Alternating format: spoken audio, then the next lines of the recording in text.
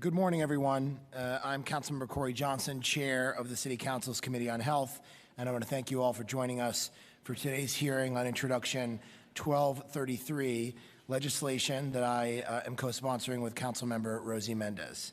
This bill would prohibit the use of exotic animals in performances before a live audience in New York City, with exceptions for accredited zoos, certain educational presentations, religious ceremonies, and research. Keeping exotic animals in captivity, transporting them around the country, and requiring them to perform tricks night after night for human amusement, in my view, is inherently inhumane.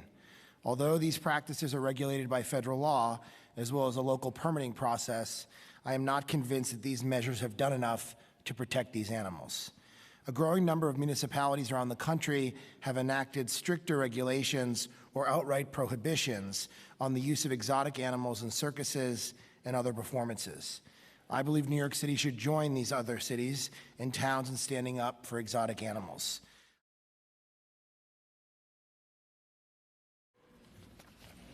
Okay, so I will confess that growing up as a child, I loved going to the circus. And I loved going to the circus because I loved seeing the animals. And I found it interesting and entertaining, and I found that it'd be majestic and beautiful.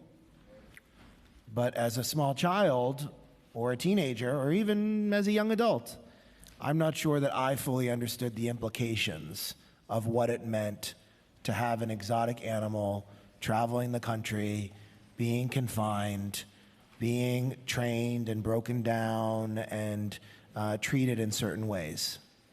I have a distinction in my own mind between domesticated animals, and I'm sure there are some folks here that support the bill that will disagree with me on this. But my own mind, I see some sort of difference between domesticated animals and exotic animals.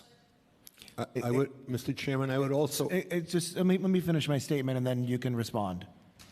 So for me, you know, I'm not someone that has always come to this with this point of view.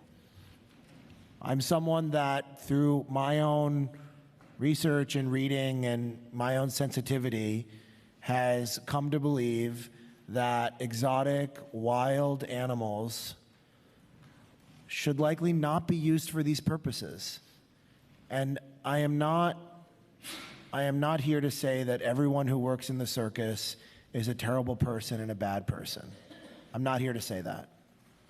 I'm not here to castigate every single person. I'm sure there are people that work at the circus that actually care about these animals and have some type of connection with them. And I don't want to take that away from folks that have that. But I think in the grander scheme, as our city, country become more enlightened on how we deal with animal species, on what we find acceptable and what we don't find acceptable, and when we look at factory farming and the horrors of factory farming, and when we look at all of these things, I think that this thing, we're probably going to look back on years from now, my own opinion, and say, why were we comfortable with that? Why were we comfortable with beautiful, large, majestic, gorgeous elephants to be told they had to stand on their hind legs and act a certain way and be dressed up like little pets?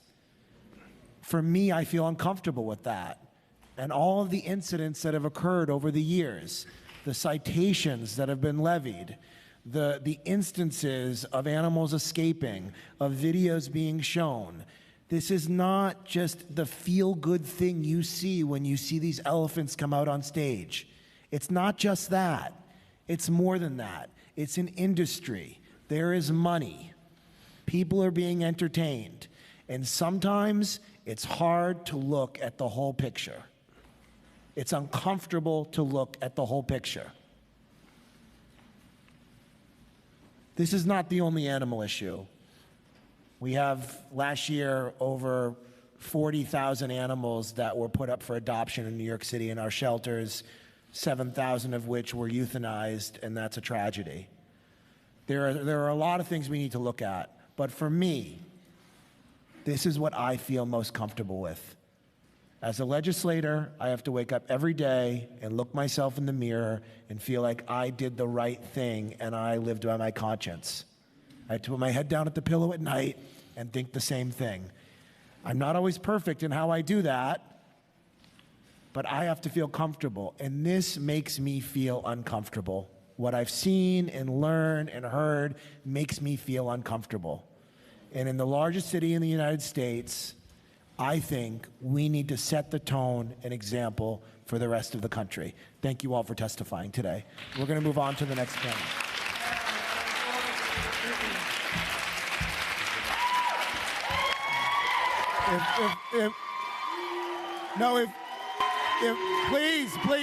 Please, if folks could keep it down.